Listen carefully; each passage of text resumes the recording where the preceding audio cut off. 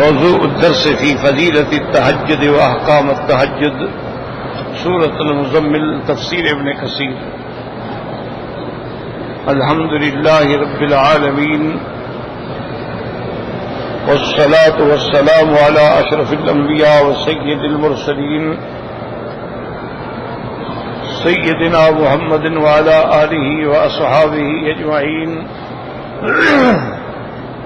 اللهم صل على سيدنا محمد وعلى آل سيدنا محمد كما صليت على إبراهيم وعلى آل إبراهيم في العالمين إنك حميد مجيد. أعوذ بالله من الشيطان الرجيم. بسم الله الرحمن الرحيم. إن هذه تذكرة فمن شاء اتخذ إلى ربه سبيلا. إن ربك يعلم أنك تقوم أدنى من ثلثي الليل ونصفه وثلثه وطائفة من الذين معك والله يقدر الليل والنهار. علم أن لن تحصوه فتاب عليكم فاقرؤوا ما تيسر من القرآن. علم أن سيكون منكم مرضى وآخرون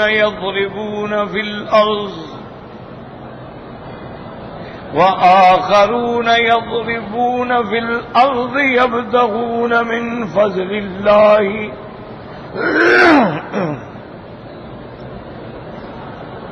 وآخرون يقاتلون في سبيل الله فاقرؤوا ما تيسر منه وأقيموا الصلاة وآتوا الزكاة وأقرضوا الله قرضا حسنا وما تقدموا لأنفسكم من خير تجدوه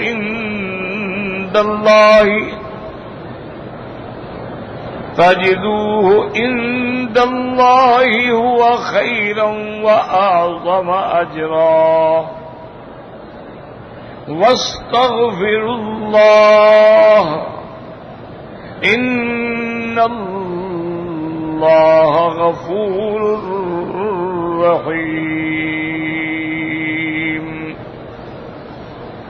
اللہ تبارک و تعالی نے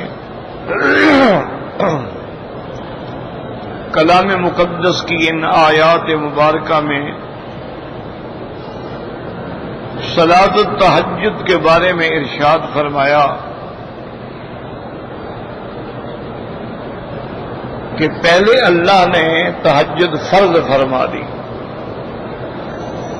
اور اوقات بھی بتلا دیے کہ یا دو حصے عبادت ایک حصہ آرام، یا آدھا حصہ آرام آدھا حصہ عبادت، یا دو حصے آرام اور ایک حصہ عبادت. تو اس میں بہت بڑی مشقت تھی. صحابہ تو بعض ساری رات کھڑے رہتے تھے، ڈر جاتے تھے کہ خدا نہ خواستہ ہم نے پورا وقت نہ لگایا ہو.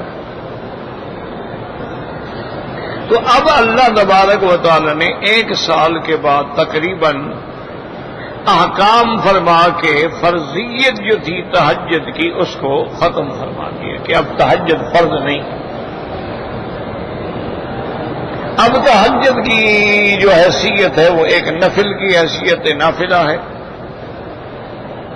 اگر اللہ توفیق عطا فرمائے تو بہت بڑا اجر و ثواب ہے، اور اگر خدا نہ کرے کوئی بندہ نہ کر سکے تو اس کے لیے معافی ہے. اسی ضمن میں ہم نے الحمدللہ یہ آیتیں پڑھی تھی.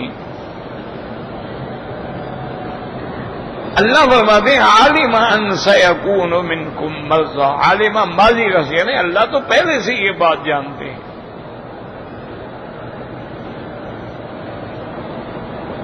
اس لیے علماء نے فرمایا ہے کہ علم کے بارے میں چونکہ ایک متفق علیہ مسئلہ ہے، عقیدے کا مسئلہ ہے، جس پہ عقیدے کی ایمان کی بنیاد ہے کہ عالم الغیب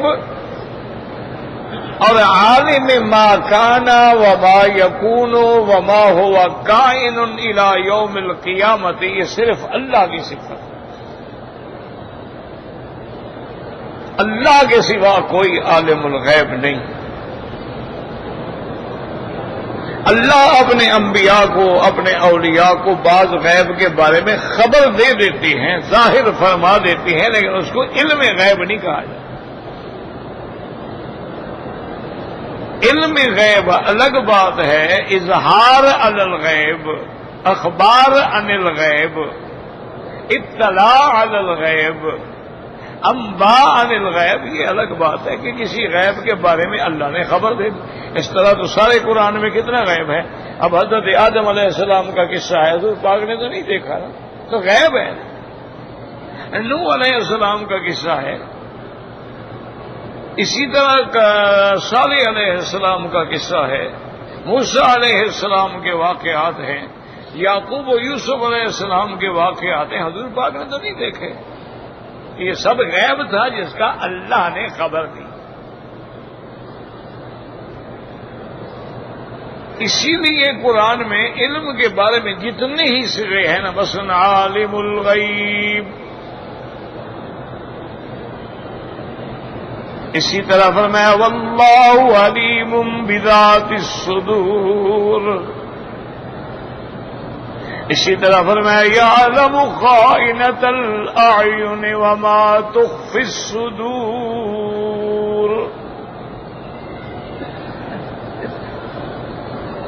اسی طرح اللہ تبارک و تعالی نے فرمایا وعندہ مفاتح الغیب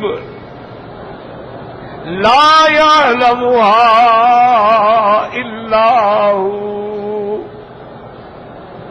قل لا يعلم من في السماوات والارض الغیب الا اللہ، یعنی جتنے صیغے ہیں، علام الغیوب، عالم الغیب، یعلم، علیم بذات الصدور، تمام صیغے صرف اللہ کے لیے ہیں۔ تو علم غیب خاص ہے، خدا ہے، ہمیشہ یاد رکھنا۔ اگر خدا نہ کرے، خدا نہ کرے، خدا نہ کرے کسی بندے کا یہ عقیدہ ہو کہ انبیاء بھی عالم الغیب ہیں یا اولیاء اللہ بھی عالم الغیب ہیں، تو وہ کافر ہو جاتا ہے، ملت اسلام سے بھی خارج ہو جاتا ہے۔ یہ تو خاص اللہ کی صفت ہے۔ اس لیے یہاں بھی اللہ نے ماضی کا صیغہ عالم، اللہ تو پہلے سے یہ بات جانتے، یہ بات نہیں کہ ان کو اب پتہ لگا ہے کہ تم ایسے ہوگے، اللہ جانتے ہیں۔ اس کی حکمت یہ ہے کہ پہلے اللہ نے اپنے بندوں کی ہدایت کے لیے، تربیت کے لیے ان کی سخت مشقت کرائی۔ آپ دیکھتے ہیں نا کہ اب بھی آپ دیکھ لیں کہ آپ فوج میں کسی کو بھرتی کرائیں تو جب تک ان کے ابتدائی ایام ہوتے ہیں نا تو ان کی ایکسرسائز میں ان کی جان نکال لیتے ہیں۔ سردیوں کی عین جب برف پڑ رہی ہو نا تو وہ صبح 4 بجے نیکر اور بنیان میں دوڑ رہے ہو، ان کو 3 میل دوڑنا ہے، 3 میل جانا ہے، 3 میل واپس آنا ہے، پھر پیٹی کرنی ہے، پھر کٹ پیچھے سے لگا کے پہاڑوں پہ چڑھنا ہے، پھر کرالنگ کرنی ہے، یعنی جان نکل جاتی ہے۔ اور جب بندہ افسر بن جاتا ہے پھر مزے ہی مزے،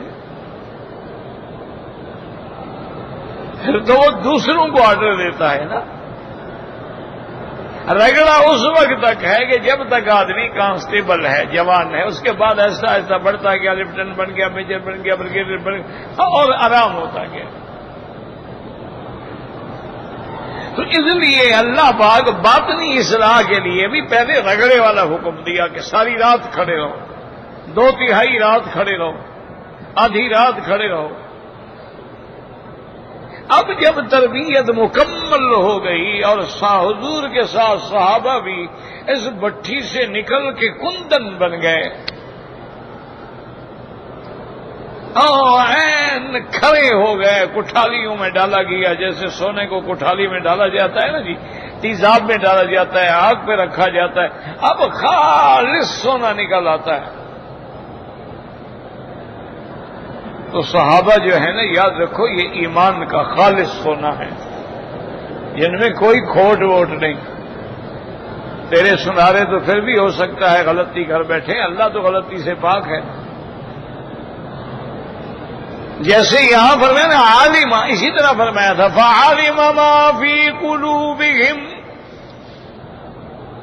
وانزل السکینۃ علیہم۔ اللہ نے فرمایا میرا مدنی تیرے صحابہ کے بارے میں ہم تو ان کے دلوں کو بھی پہلے سے جانتے ہیں، ہم جانتے تھے نا کہ یہ ایسے ہیں، اسی لیے تو چن چن کے تیرے پاس پہنچائے ہیں۔ عالم ما فی قلوبہم، اور صرف اپنے علم کے ذریعے نہیں بلکہ امتحن اللہ قلوبہم، ہم نے ان کا امتحان لیا ہے، ہم نے ان کو کٹھالیوں میں آزمایا ہے۔ ورنہ اگر اللہ چاہتے تو کفار مکہ کی یہ طاقت تھی کہ وہ حضرت بلال کو عذاب دیتے؟ کفار مکہ کی طاقت تھی کہ آل یاسر پر عذاب دیتے، بی بی سمیہ کو چیر ڈالتے 2 ٹکڑوں کے اندر، اللہ پاک اسی وقت نہ عذاب نازل کر دیتے۔ لیکن اللہ تبارک و تعالیٰ کا منشا یہ تھا کہ میرے مدنی کے یار جو ہیں نا، یہ ہر طرح پاک ہو جائیں، صاف ہو جائیں، اندر باہر سے کھڑے ہو جائیں، تاکہ پھر میں ان کے ایمان کا گواہ بنوں کہ اولئک ھم المؤمنون حقا۔ میرا مدنی اگر مومن ہے تو یہ تیرے یار ہیں۔ اور جملہ اسمیہ ہے ھم المؤمنون، جملہ اسمیہ دوام پہ اشارہ ہے کہ میرا مدنی یہ صرف اب مومن نہیں، یہ موت تک مومن ہے، یہ کھڑے ہیں، پکے ہیں، لاکھ انقلاب آ جائے۔ اسی لیے جب حضور بدر کے میدان میں تھوڑے پریشان ہوئے کہ بھئی مدینے والے بیچارے تو لڑائی جانتے نہیں ہیں، کبھی انہوں نے جنگ ہی نہیں دیکھی، یہ تو باغبان لوگ ہیں، کھجوریں لگانے والے، باغ لگانے والے، کھجوروں کی فبر کرنے والے، اب جنگ آ گئی اور جنگ بھی قریش سے آ گئی جو بالکل لڑاکا لوگ ہیں، جنگجو لوگ ہیں، جن کے گھٹی میں تلوار چلانا پڑا ہوا ہے۔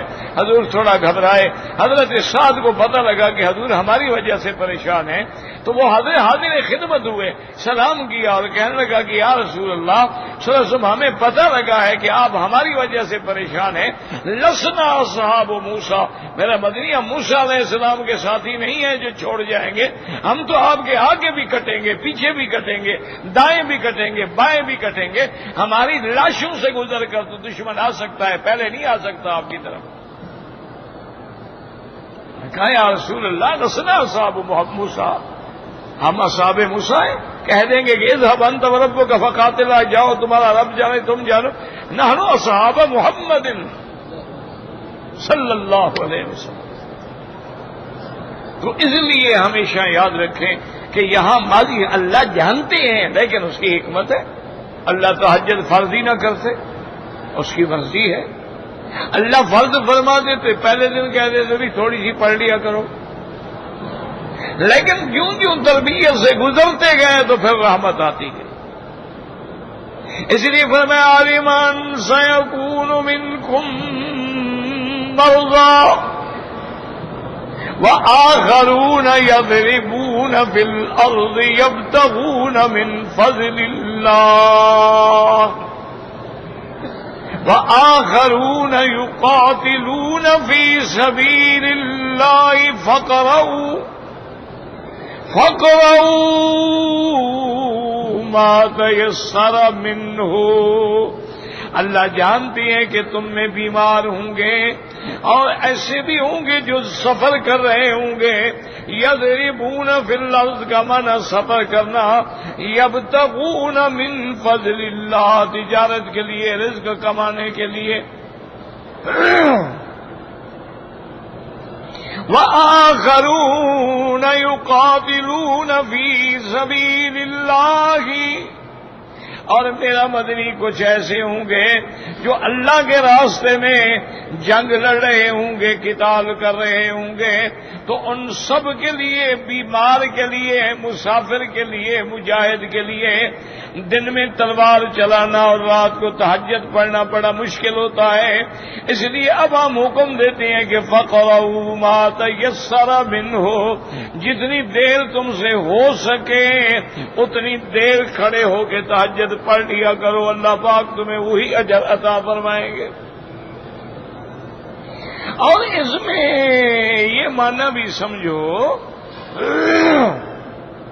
کہ پہلا حکم جو ہے وہ اتنا سخت حکم تھا کہ اس کا معنی یہ ہے کہ بیمار کو بھی معاف نہیں تھا وہ بھی تہجد پڑھے، مسافر کو بھی معاف نہیں تھا وہ بھی پڑھے، مجاہد کو بھی معاف، اللہ ذکر کرنے کی کیا ضرورت تھی؟ معنی یہ ہے کہ پہلے تو یہ حکم اتنا سخت ہے کہ چاہے وہ بیمار ہے۔ تمام حضرات جو ہیں دعا کریں، ہمارے بڑے عزیز بچے ہیں، ہمارے عزیز دوست کے بیٹے ہیں، آج ان کا ایکسیڈنٹ ہو گیا، اللہ معاف کرے۔ ہمارے بہت پیارا دوست تھا عتیق مرحوم، اچھا خدا کی شان ہے وہ خود بھی ایکسیڈنٹ میں فوت ہوا، اس کے ساتھ ایک چھوٹا بیٹا تھا وہ بھی ایکسیڈنٹ میں فوت ہوا۔ یہ اس کا بیٹا ہے شاکر، وہ بھی آج ایکسیڈنٹ ہوا، ابھی بیچارہ ہسپتال میں ہے، آئی سی یو میں ہے، بڑی خطرناک چوٹ ہے۔ اور اسی طرح ہمارا بالکل بچوں کی طرح ہے اسامہ ہے، مدینہ منورہ سے ہیں، جو ہماری رباط کے سارے معاملات کو سنبھالتا ہے۔ تو یہ سارے ایک ہی گاڑی میں تھے، اسامہ بھی، عبد الرحمان بھی اور شاکر بھی، اور ایکسیڈنٹ ہوا، اللہ معاف۔ دو تو الحمدللہ بچ گئے، لیکن شاکر ابھی تک بڑی سخت حالت میں ہے، اللہ تبارک و تعالی شفا عطا فرمائے۔ یہ اللہ کا نظام ہوتا ہے، اس کو دنیا کی کوئی طاقت نہیں ٹال سکتی، جو اللہ نے لکھ دیا ہے نا وہ ہوگا۔ عتیق مرحوم جو تھے اتنا مخلص دوست تھا نا جی، اللہ معاف فرمائے، میں کبھی کبھی اس سے ناراض ہو جاتا تھا کہ کسی آدمی نے اگر میرے بارے میں کوئی بات نہیں ہے بس وہ لڑنے مرنے پہ تیار ہو جاتا، چھوڑو یار لوگ کرتے رہتے ہیں، اگر ہمیں 100 آدمی چاہنے والا ہے تو 200 گالیاں دینے والا بھی ہے۔ یہ تو مسئلہ ہی نہیں ہے کہ ساری دنیا ہمیں اچھا سمجھے، اور جس عالم کی ہے جس جماعت کی مخالفت نہ ہو تو سمجھو وہ اس عالم میں کھوٹ ہے۔ انبیاء کی کیوں مخالفت ہوئی ہے؟ سارے لوگ ایمان لے آتے۔ یہ تو لازم ہے نا کہ کیوں دیکھیں نا، جب ہم لوگ درس دیتے ہیں تو اس میں اہل احوا بھی ہیں، اہل بدعت بھی ہیں، قبر پرست بھی ہیں، تعزیہ پرست بھی ہیں، روافض بھی ہیں، خوارج بھی ہیں، قادیانی بھی ہیں، اور بے دین بھی ہیں، لا مذہب بھی ہیں، تو اب سارے ہماری تعریف کیسے کر سکتے ہیں؟ صاحب بات ہے، اگر 10 آدمی کہیں گے یار ہمیں فائدہ ہوا، 200 کہیں چھوڑو یار چھوڑو، ایسی باتیں یہ مولوی باتیں کرتے رہتے، تو وہ بیچارہ لڑ پڑتا تھا فوراً۔ میں اس سے پھر تو ایک دن یہی حرم سے میں نکلا تو ظہر کی نماز پڑھ کے آگے کھڑا تھا، کہتے جی میں مدینہ شریف جا رہا ہوں، میں نے کہا اللہ خیریت سے لے جائے۔ کہتا ہے مکی صاحب مل تو لیں، اور میں نے کہا یار ہم ساری زندگی یہاں اکٹھے رہے ہیں، کہاں تو کوئی ملک تو نہیں جا رہے ہیں، مدینہ شریف جا رہے ہیں الحمدللہ، اور کہتے ہیں یار مل تو رہے، کیا پتا پھر ملیں گے کہ نہیں ملیں گے۔ مدینہ منورہ گیا، ہماری رباط میں ٹھہرا، کبھی نہیں گیا اللہ کا بندہ، خیال آ گیا جی مدائن جاتے ہیں، وہ علاقے جو ہے نا جی وہ دیکھنے کے لیے۔ سارے وہ دوست روک رہے ہیں کہ بھی وہ سڑک ٹھیک نہیں ہے، تنگ سڑک ہے، پھر راستے میں اونٹ وغیرہ آ جاتے ہیں، آپ لوگ رات میں نہیں 2 گھنٹے کا سفر ہے ابھی جا رہے ہیں۔ وہاں دوستوں نے کہا ہمارے گھر کا تو نہیں میرے لیے وہاں ایک ہوٹل کا کمرہ بک کرا دو، میں بس آ رہا ہوں، راستے میں ایکسیڈنٹ ہو گیا۔ انا للہ و انا الیہ راجعون۔ ایسے دعا کریں جتنے لوگ بھی ہسپتالوں میں ہیں جہاں بھی ہیں، اللہم اشفنا واشف مرضانا ومرضى من اوصانا ومرضى المسلمین، اللہم انا نعوذ بک عن البرص والجذام وعن سیء الاسقام، اللہ ہر قسم کی بیماریوں سے شفا عطا فرما دے۔ اور یاد رکھو کہ میں نے پہلے دوستوں سے کہا تھا، انہوں نے کچھ چھپوایا بھی تھا، اب تو پتہ نہیں، یاد نہیں ہے مجھے، میں نے دیکھا تھا بعض دوستوں نے چھپوائے تھے، وہ اسٹکر بنائے تھے۔ یہ جو قرآن کی آیت ہے نا جی، وما قدر اللہ حق قدرہ، آخر تک، قال اركبوا فيها بسم اللہ مجریہا ومرساہا، آخر تک، یہ 7 دفعہ پڑھیں، اور سبحان الذی سخر لنا ھذا وما كنا له مقرنین انا الى ربنا لمنقلبون، یہ بھی 7 دفعہ پڑھیں۔ تو حضرت ابن عباس کا قول ہے، وہ فرماتے ہیں کہ جو لوگ سفر میں ہوائی جہاز ہے، گاڑی ہے، کار ہے، کچھ ہے، یہ پڑھ لیں گے، حضرت ابن عباس فرماتے تھے اللہ ان کو حادثے سے محفوظ رکھتے ہیں۔ اگر حادثہ ہو جائے پڑھنے کے بعد وہ بندہ مر جائے تو فرماتے تھے اس کی قیامت میں میں دیت ادا کروں، یعنی اتنے یقین سے۔ الحمدللہ اس عاجز نے بھی جن کو بتلایا نہیں جی، انہوں نے وظیفہ بڑا، اللہ کا شکر ہے ان کا پھر ایکسیڈنٹ نہیں ہوا۔ بڑا آسان ہے، کون سا مشکل ہے؟ قرآن کی آیات وما قدر اللہ حق قدرہ والارض جميعا قبضته يوم القيامة والسماوات مطويات بيمينه سبحانه وتعالى عما يشركون۔ اور دوسری آیت ہے قال اركبوا فيها بسم الله مجريها ومرساها ان ربي لغفور رحيم سبحان الذي سخر لنا هذا۔ وہ جو دعائیں ہیں نا حدیث کی، وہ تو ویسے ہی پڑھنی ہے نا، اللہ اکبر اللہ اکبر اللہ اکبر اللہ اکبر، اللہم انا نسألک فی سفرنا هذا البر والتقوى، اللہم انا نعوذ بک من وعثاء السفر وکآبۃ المنظر وسوء المنقلب بالمال والاہل والولد۔ اسی طرح آیت الکرسی، جو بھی یاد ہو نا جی، کچھ بھی یاد نہ ہو، کچھ قرآن شریف جہاں سے یاد ہے نہ پڑھ لو۔ آیت الکرسی یاد ہے، سورۃ فاتحہ یاد ہے، سورۃ یاسین یاد ہے، جہاں سے بھی یاد ہے نا وہ پڑھ لیں، اور آیت الکرسی کا ایسے حساب کر دیں نا جی، پڑھ کے ایسے تصور کر لیں گے یا اللہ میرے گھر کی، میرے خاندان کی، میرے بچوں پر کبھی بھی وہاں کچھ نہیں ہوگا۔ اللہ کی قدرت۔ ہمارے بالکل بزرگ تھے، فوت ہو گئے اپنا، اب تو میرے خیال میں اس کو ساہیوال کہتے ہیں، پہلے منڈ گمری کہتے تھے، وہاں ہوتا تھا جامعۃ الرشید، اب بھی ہوگا انشاءاللہ۔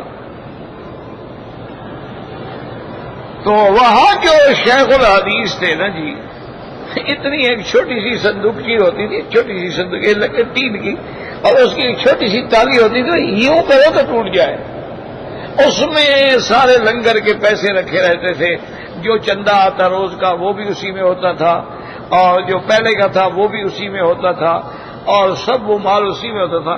2-3 آدمی تھے جو چور تھے بڑے پکے، وہ نظر رکھتے رہے کہ یار اس مولوی کے پاس صندوقچی میں تو بڑا مال ہے، نوٹ ہی نوٹ بھرے ہوئے ہیں۔ اللہ کی شان ہے، حضرت تہجد پڑھے، وہ چور آ گئے، ان کو پتا تھا بوڑھے آدمی ہیں، بزرگ شیخ الحدیث ہیں، کیا کر سکتے، ایک آدمی پکڑ لے گا کیا کرے گا۔ انہوں نے کہا ٹھیک ہے، وہ جناب آ کے اب تالی کھول رہے ہیں، تالی وہ کھلنے میں ہی نہیں آتی۔ اب وہ جناب بڑے پریشان، بھی ہم تو بڑے ماہر کفر شکن ہیں، اتنے بڑے بڑے تالے توڑ ڈالتے ہیں، یار اس تالی کو کیا ہو گیا۔ اتنی دیر میں حضرت نے سلام پھیرا، فرمایا بھائی اس پہ میں نے آیت الکرسی پڑھی ہوئی ہے، یہ تالی تو نہ کھلے ہیں۔ اب انہوں نے کہا اچھا مولوی نہیں کھلتی تو نہ کھلے، ہم خود صندوقچی لے جاتے ہیں، صندوقچی لے گئے، وہ کہتے ہیں جو ہم کمرے سے نکلے اندھے ہو جائیں، پھر اس کو رکھ دیں، پھر ہماری آنکھیں ٹھیک ہو جائیں، پھر ہم اٹھا کے چلنے پڑے، پھر اندھے ہو جائیں۔ ہم نے کہا چھوڑو یار یہ صندوقچی چھوڑ دو یار۔ لگے آیت الکرسی پڑھ کے طلباء کا مال تھا، فقیر نے اس کا حصار کر دیا تھا، اللہ کے بدل سے اس کو کوئی اٹھا نہ سکے ہے، نہ یہ کھلے ہیں اور نہیں کھلی، کوئی اٹھا نہ سکا۔ تو بات یہ ہے کہ یقین بھی تو ہو نا. ہمارا تو نہ ایمان ہے نہ یقین ہے. ہم تو پتہ نہیں کون سی نسل ہے. مجھے تو کبھی کبھی اپنے اوپر بھی شک ہوتا ہے کہ ہم مسلمان بھی ہیں.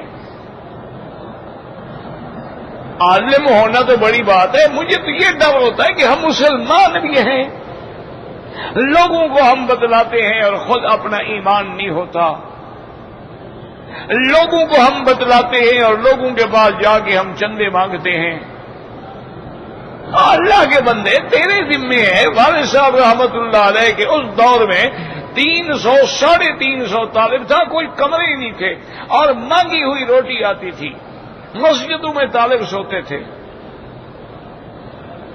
کوئی سفیر نہیں, کبھی زندگی میں پیسے نہیں مانگے. کہتے مانگنے کی کیا ضرورت ہے, اللہ دے گا دے دے گا, نہیں دے گا تو اس کی مرضی ہے. طالب آئیں گے پڑھا دوں گا, بھاگ جائیں. اچھا یہاں بھی کوئی ان کو پیسے دے جاتا تھا نا, کوئی لوگ پرانے یہاں رہتے ان سے آپ پوچھیں تو 5 روپے 10 روپے 20 روپے, تو باپ ملک عبدالعزیز پہ باہر کھڑے ہو جاتے تھے. کہتے بھی کوئی غریب کوئی مسکین کوئی ہے, وہ آ جاؤ لے جاؤ. سارے پیسے لے کے جیب خالی کر کے پھر گھر جاتے تھے. جو لوگ پرانے یہاں رہنے والے ہوں نا ان سے پوچھ لیں.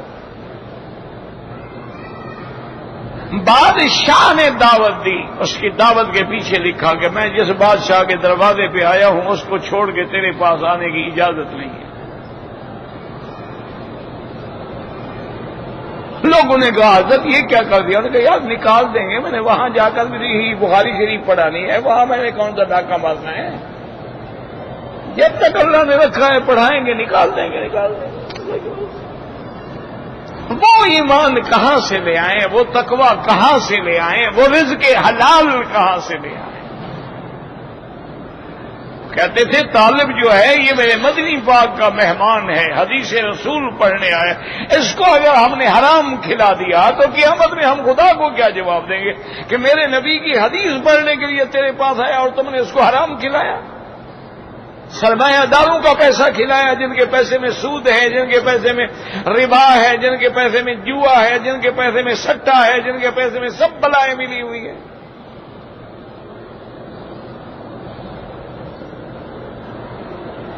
یہ بہرحال دعا کریں اللہ.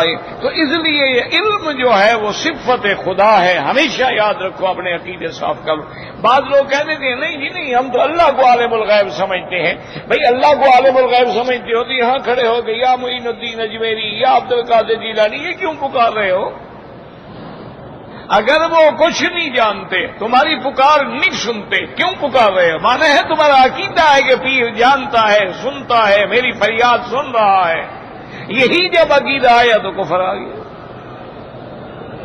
اس لیے اللہ پاک نے فرمایا وآخرون یقاتلون فی سبیل اللہ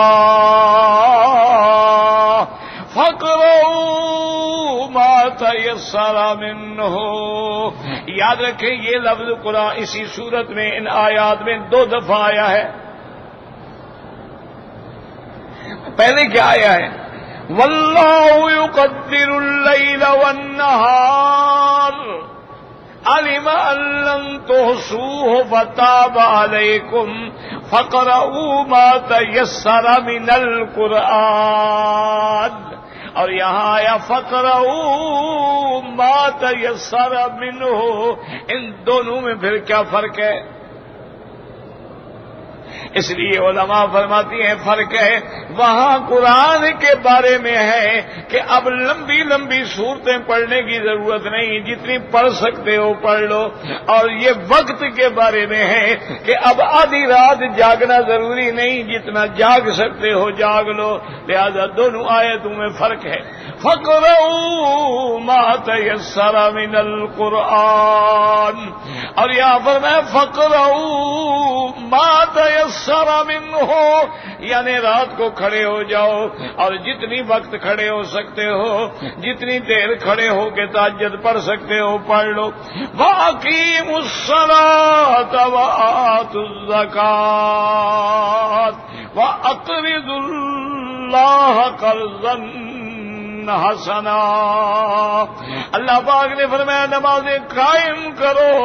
قائم کا معنی یہ ہے نمازوں کو وقت پہ ادا کرو. قائم کا معنی یہ ہے کہ نمازوں کے ارکان، شروط، فرائض، واجبات کا پورا پورا خیال کرو. وَأَقِيمُوا الصَّلَاةَ وَآتُوا الزَّكَاةَ، اور زکات ادا کرو. اب علماء فرماتی ہیں اس سے معلوم ہوتا ہے کہ جیسے نماز لیلۃ المعراج میں فرض ہوئی ہے، ہجرت سے پہلے فرض ہوئی ہے، اسی طرح زکات بھی پہلے فرض ہو گئی ہے چونکہ یہ سورت مکی ہے. لیکن زکات کا نصاب اور تنفیذ جو ہے وہ مدینہ منورہ میں جا کے ہوئی ہے. یہاں دونوں حکم ہے نا، وَأَقِيمُوا الصَّلَاةَ وَآتُوا الزَّكَاةَ. تو معنی یہ ہوا کہ جیسے نماز کا حکم لیلۃ المعراج میں اللہ پاک نے اپنے پیغمبر کو حکم فرمایا، تو لیکن نماز کی بھی جو ساری تکمیل ہے، جمعہ ہے، وہ سب مدینہ منورہ میں جا کے شروع ہوا. پہلا جمعہ میرے مدینہ پاک میں پڑھایا ہے. اور زکات کا نصاب جو ہے وہ بھی مدینہ منورہ. وَأَقْرِضُوا اللَّهَ قَرْضًا حَسَنًا. یہ کتنی بڑی شان ہے. اللہ نے فرمایا خیرات کر رہے ہو، صدقات کر رہے ہو تو کوئی اپنے اللہ کو قرض دے رہے ہو. اور اللہ کو جو قرض دے گا وہ کبھی ڈوبے گا نہیں. وہ تو نہیں اللہ کو کھا جائے گا قرضہ. وہ تو 1 کا 10 گنا دیں گے، 700 گنا دیں گے، 1,00,000 گنا دیں گے. اس لیے فرمایا وَأَقْرِضُوا اللَّهَ قَرْضًا حَسَنًا، یعنی صدقات. جیسے دوسری جگہ قرآن میں آتا ہے مَنْ ذَا الَّذِي يُقْرِضُ اللَّهَ قَرْضًا حَسَنًا فَيُضَاعِفَ لَهُ أَضْعَافًا كثيرا. اور فرمایا وَمَا تُقَدِّمُوا لِأَنفُسِكُم مِّنْ خَيْرٍ، اور جو کچھ تم آگے بھیجتے ہو تَجِدُوهُ عِندَ اللَّهِ، وہ سب کچھ تمہیں اپنے اللہ کے پاس ملے گا. هُوَ خَيْرٌ وَأَعْظَمُ، هُوَ خَيْرٌ وَأَعْظَمَ أَجْرًا، وہ سب سے بہتر ہے اور سب سے بڑا ثواب ہے. اس لیے حضور پاک نے آمنہ کے لال نے رحمت دو جہاں صلی اللہ علیہ وسلم نے ایک دن صحابہ کو فرمایا ایکم احب الیہ، کون آدمی ہے جس کو وارث کے مال سے اپنا مال زیادہ محبوب ہوتا ہے. انہوں نے کہا یا رسول اللہ ہم سب کو ایسے ہے، ہر آدمی کو اپنا مال محبوب ہے، وارث کا مال کیوں؟ آپ نے فرمایا جو کچھ تم اللہ کے راستے میں دے رہے ہو وہی تیرا مال ہے، اور جو کچھ چھوڑ رہے ہو تو وارثوں کا مال ہے. وہ جو تم کٹھا کر کے حرام کھا، رشوت کھا، چوری، ڈاکہ، ہر کوئی مال مال مال مال بنا رہے ہو، بینکوں میں ڈالا ہوا ہے، وہ تو تمہارا ہے ہی نہیں، مرنے کے بعد وارثوں کو مل جائے گا. تم اس سے کیسے محبت کر رہے ہو؟ تمہارا مال تو وہ ہے. اس لیے حضور نے فرمایا ماں جو کچھ تم نے کھایا ہے ماں اکلت فافنیتا، وہ ختم ہو گیا. وما لبست فابلیتا، جو لباس پہنا وہ بھی بوسیدہ ہو گیا. وما تصدقت، اور باقی وہ رہے گا جو تم نے اللہ کے راستے میں خیرات کیا ہے، اللہ کے راستے میں صدقہ کیا ہے، وہ ہمیشہ تیرے لیے محفوظ رہے گا. اس کا اجر قیامت میں اللہ عطا فرمائیں گے. تو اس لیے اللہ نے یہ بھی بتلا دیا کہ جیسے نماز کے ساتھ نوافل بھی ہیں ایسے زکوٰۃ کے ساتھ صدقات بھی ہیں. صرف زکوٰۃ دے کے نہ خوش ہو جاؤ کہ جی میں زکوٰۃ تو دیتا ہوں، زکوٰۃ تو دیتے ہو لیکن باقی اللہ تبارک و تعالیٰ کے راستے میں خرچ بھی تو کرو نا. الذین ينفقون اموالهم باللیل والنہار سرا وعلانیۃ، مومن لوگ جو ہیں اللہ کے راستے میں دن ہے رات ہے ظاہر ہے چھپے ہے خرچ کرتے ہیں. اس لیے میرے محبوب دو عالم صلی اللہ علیہ وسلم فرماتے تھے انفق بلالا انفق بلالا، بلال خرچ کرو لا تخشى على ذي العرش اقلالا، عرش والے کی طرف سے تم بھوک کا خیال نہ رکھو، تمہیں بھوکا نہیں ماریں گے، خرچ کرو اللہ کے راستے میں دے دو. اس لیے فرمایا وما تقدموا لانفسكم من خير تجدوه عند عند اللہ هو خیرا واعظم اجرا واستغفر اللہ ان اللہ غفور رحیم. اب علماء نے فرمایا اللہ نے حکم دیا نماز، زکوٰۃ، صدقات، پھر کہ اللہ سے بخشش بھی مانگو، استغفار بھی کرو. کیوں؟ ہو سکتا ہے کہ ہمارے صدقات میں، ہماری نمازوں میں، ہماری زکاتوں میں کوئی کمی رہ گئی ہو، اس لیے استغفار کرو، اللہ سے بخشش مانگو تاکہ وہ کمی پوری ہو جائے. اور بعض علماء فرماتے ہیں کہ یہ خیرات صدقات کرنے سے کسی دماغ نہ خراب ہو جائے، میں بڑا حاجی اور میں بڑا نمازی. فرمایا نہ اللہ سے معافی مانگا کرو. واستغفر اللہ، اور آگے بتلا دیا جب معافی مانگو گے ان اللہ غفور الرحیم، اللہ بخشنے والے بھی ہیں اور مہربان بھی ہیں. دو صفتوں کا ذکر آ گیا. ان اللہ غفور، تمہارے گناہ معاف کرنے والے. رحیم کا کیا معنی؟ گناہ معاف کرنے کے بعد پھر تمہیں انعام بھی دینے والے، درجات بھی دینے والے، بدلے بھی دینے والے، وہ مہربان بھی تو ہیں. ان اللہ غفور الرحیم. اور جب ایسی آیتیں قرآن میں پڑھو تو فوراً دعا مانگ لیا کرو، رب اغفر ورحم، میرا اللہ ہماری بھی گناہ معاف کر دے، ہم پہ بھی رحمت فرما دے. رب اغفر ورحم واعف وتکرم وتجاوز عما تعلم انك تعلم ما لا نعلم انك انت اللہ العز الاکرم. تو اس لیے اللہ سے ہر وقت اور یقین سے معافی مانگا کریں.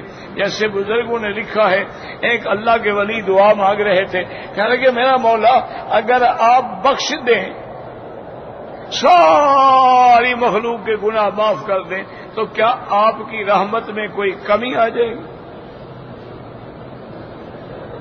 اور اگر آپ معاف نہ کریں تو پھر ہمیں بتائیں ہم جائیں کہاں؟ یا تو اپنے سوا کوئی دروازہ بتائیں، اور اگر آپ کے دروازے کے سوا کوئی دروازہ نہیں ہے تو پھر معاف فرما دیں. اور پھر معاف کرنے میں آپ کے خزانے میں ایک دھیلے کی بھی کمی نہیں آ سکتی. اور اگر آپ نے ہمیں معاف نہ کیا ہم تو ختم ہو گئے، ہم تو پھر جہنم کے حقدار ہو گئے. تو اس لیے اللہ سے رحمت بھی مانگا کریں، مغفرت بھی مانگا کریں. واللہ اعلم.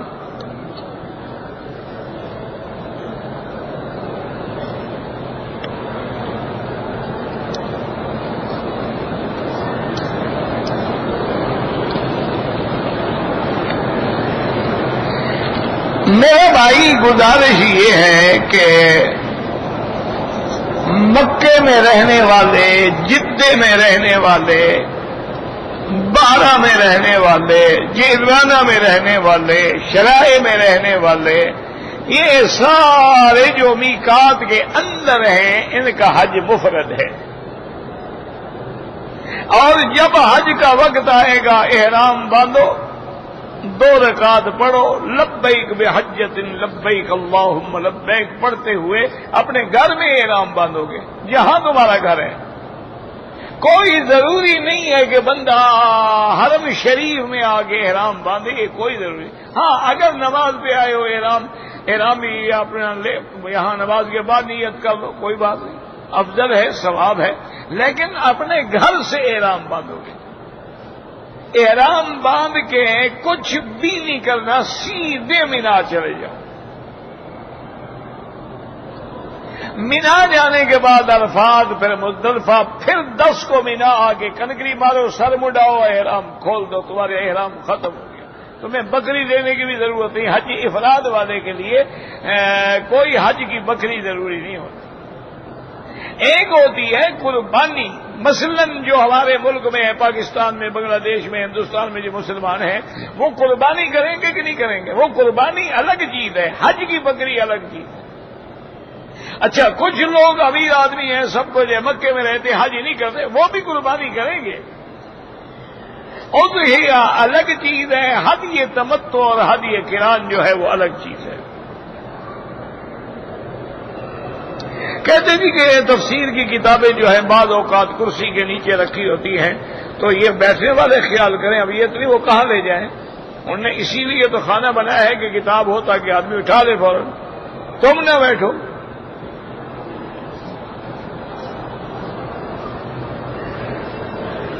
کہتے جی کہ بریلوی اور دیوبندی حضرات جو ہیں ان کا فقہ میں تو امام ایک ہے، پھر اختلاف کیوں ہے؟ بھئی تمہارا باپ ایک ہوتا ہے، 4 بھائی ہو، پھر تمہارا اختلاف کیوں ہے؟ باپ بھی ایک ہے، ماں بھی ایک ہے، زبان بھی ایک ہے، پھر اختلاف کیوں ہے؟ تو جیسے وہاں اختلاف ہو جاتا ہے ایسے یہاں بھی ہو جاتا ہے۔ ایک امام کے پیچھے کتنے آدمی نماز پڑھ رہے ہیں؟ کوئی حنفی ہے، کوئی شافعی ہے، کوئی مالکی ہے، کوئی حنبلی ہے، کوئی اہل حدیث ہے، اچھا کوئی شیعہ بھی ہیں، کچھ خارجی بھی ہیں، کوئی آبازی بھی ہیں۔ تو یہ تو عین فطرت کا تقاضا یہ ہے۔ لیکن بہرحال جہاں تک ہم نے کتابیں پڑھی ہیں تاریخ واریخ کی کہ یہ دیوبندی بریلوی کا جو جھگڑا ہے نا جی، یہ انگریز کے آنے کے بعد شروع ہوا، اس سے پہلے کوئی جھگڑا نہیں تھا۔ سب کی سند حضرت شاہ ولی اللہ محدث دہلوی رحمت اللہ علیہ سے شروع ہوتی تھی، آگے پھر حضرت کی اولاد شاہ عبد القادر رحمت اللہ علیہ ہے، اسی طرح آگے آ جائیں ندیر حسین دہلوی رحمت اللہ علیہ ہیں، اسی طرح پھر آگے سے علماء تھے بڑے بڑے، ان کا کوئی اختلاف نہیں تھا۔ اگر کوئی مسئلے میں اختلاف بھی تھا تو وہ تو دیوبندیوں کا آپس میں بھی تھا۔ حضرت حاجی امداد اللہ مہاجر مکی رحمت اللہ علیہ میلاد کے قائل تھے،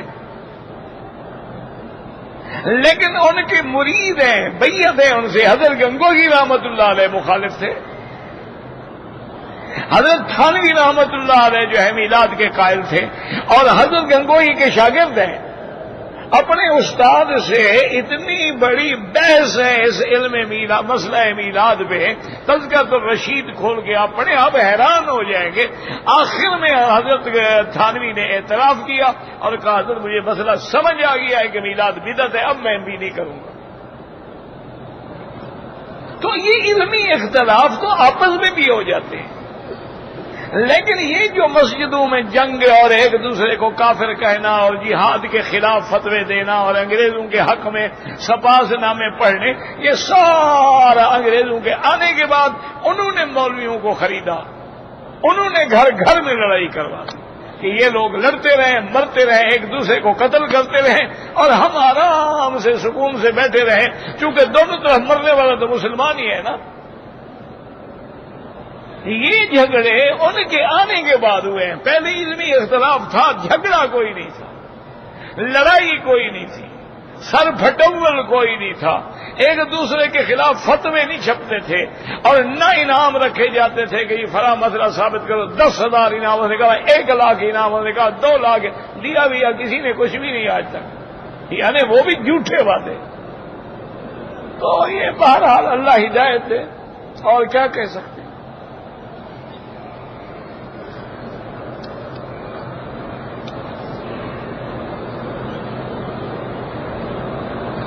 کہتے ہیں جی کوئی آدمی حق کو چھوڑ کے شیخ کی بات پہ عمل کرے، یہ ہو ہی نہیں سکتا۔ اس کا مطلب وہ شیخ تو نہ ہوا، پھر جو اس کو حق کے خلاف چلاتا ہے وہ تو دجال ہوا، شیخ کیسے ہوا؟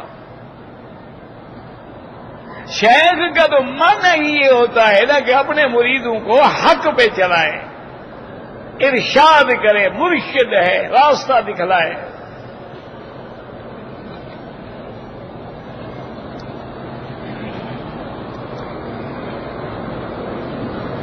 نماز جنازہ میں کون سا دعا ہے؟ کوئی کتاب لے کے یاد کر دو۔ طواف کے دوران میں حجر اسود کو بوسہ دو، بوسہ نہیں دے سکتے ہاتھ لگا کے بوسہ دے دو، نہیں تو اشارہ کر دو۔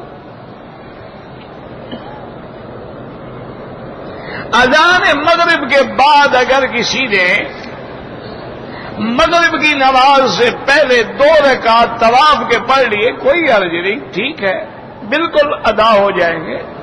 افضل یہ ہے احناف کے نزدیک کہ مغرب کے بعد پڑھیں۔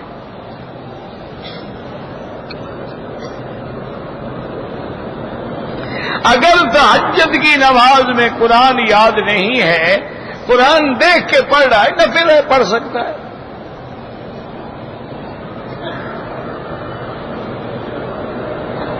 اگر رمضان میں آدمی نے میقات سے عمرہ کیا یا مسجد عائشہ سے، میقات والے عمرے کا بڑا ثواب ہے، جتنی مشقت زیادہ ہوگی اتنا اجر بھی زیادہ ہوگا، الاجر علی قدر النسب۔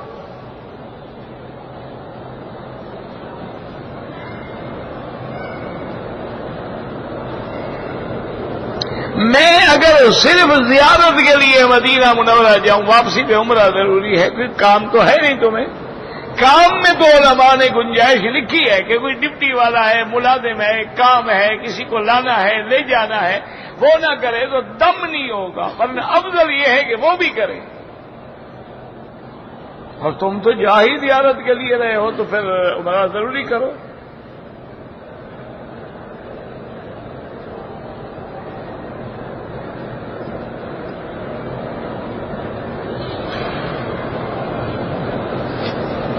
کہتے جی کہ میں ہندوستان سے حج ڈپٹی کے لیے آیا ہوں، مجھے یہ پتہ نہیں تھا کہ میرا آرڈر مکے میں ہوگا، جدے میں ہوگا یا مدینے میں ہوگا۔ عصر کی نماز 4 رکعت میں نے پڑھا دی ہے، اب میرا آرڈر جو ہے مکے کے لیے ہو گیا ہے، کوئی بات نہیں، پڑھا دی ہے تو کوئی حرج نہیں۔ لیکن اصولی بات یہ ہے کہ جب تمہارا آرڈر نہیں ہوا، لیکن ہندوستان سے تو مسافر ہو نا، سفر کر کے آئے ہو نا، یا تمہارا آرڈر ہو جائے پھر وہاں تم 15 دن رہنے کی نیت کر لو، یا بھی یہاں میں نے مہینہ مکے میں رہنا ہے، اب مقیم ہو گئے۔ لیکن جب تک یہ فیصلہ نہ ہو تو پھر آپ کو نماز قصر پڑھانی چاہیے۔ جو ہو گیا بس اللہ معاف کرے۔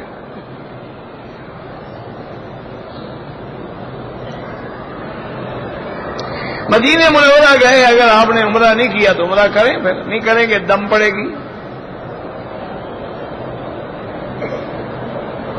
کہتے میرے پاس کسی کا پیسہ امانت تھا، میں اور وہ پیسے کا مالک اکٹھے سوئے ہوئے تھے، پیسہ چوری ہو گیا، تو وہ مالک مطمئن ہے اس بات سے؟ جو تمہارے ساتھ سویا ہوا ہے وہ مطمئن ہے کہ چوری ہو گیا، ٹھیک ہے، تم پر کوئی ضمانت نہیں۔ اور اگر وہ مطمئن نہیں ہے تو پھر اس کو اطمینان دلاؤ کہ تمہاری تو کوئی چوری نہیں ہوئی، پیسے صرف اسی کے چوری ہو گئے۔ چور بڑا سمجھدار تھا، پڑھ کے پیسے نکالے ہیں اس نے، پھر اس کے پیسے واپس کرو بلا وجہ کہ نہ کھاؤ غریب کے پیسے۔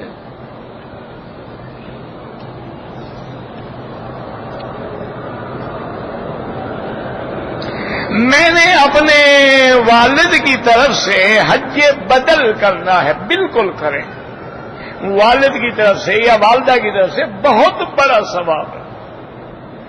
ایک حدیث میں تو یہ بھی آتا ہے کہ جو آدمی، ایک آدمی پیسے دے رہا ہے، ایک آدمی حج کر رہا ہے، ایک آدمی فوت ہو گیا ہے، تو اللہ پاک حکم دیتے ہیں ان تینوں کو برابر حج کا ثواب کرو۔ پیسے دیے اس کو بھی پورا حج، جو کر رہا ہے اس کو بھی پورا حج، جس کے لیے کر رہا ہے اس کو بھی پورا حج۔ اور اسی طرح بعض آثار میں یہ بھی آتا ہے کہ جو آدمی اپنے والد یا والدہ کے لیے حج کرے تو اس کو اللہ 10 حج کا ثواب دیتے ہیں، ہر حال میں کرے۔ اور حج تمہارا ایک ہے، اپنا کرو یا بدل کرو، قربانی بکری بھی حج کی ایک ہوگی، 2 کیوں؟ بھائی تم حج کر رہے ہو، تمہارا تو ہے نہیں، حج ہے تمہارے باپ کا، تو بکری ایک، حجی ایک۔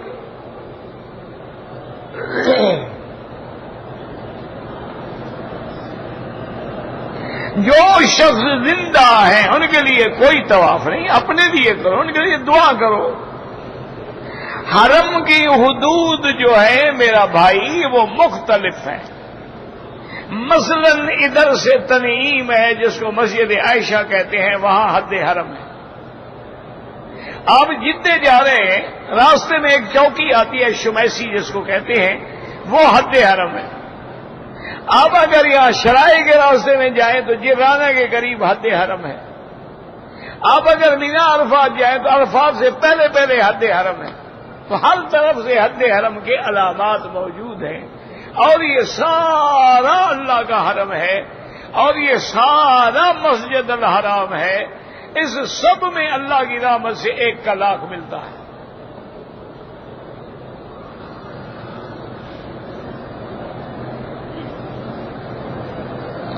میری بیوی کا آپریشن ہوا ہے دل کا، اس کو فالج بھی ہو گیا، اللہ شفا عطا فرمائے۔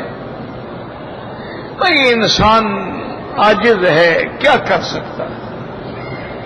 خلق الانسان ضعیفا۔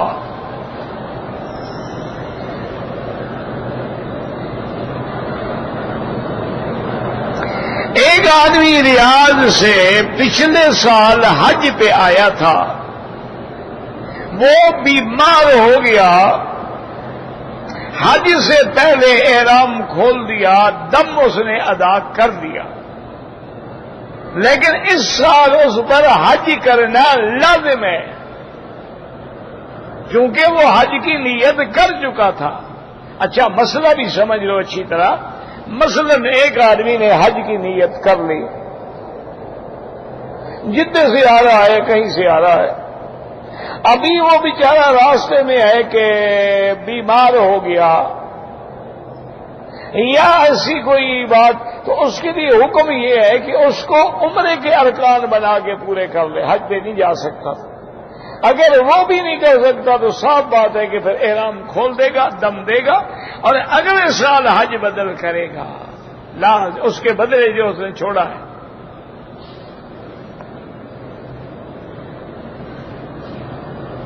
بالکل حج لازم ہے، ہر حال میں اس کو کہو حج کرے۔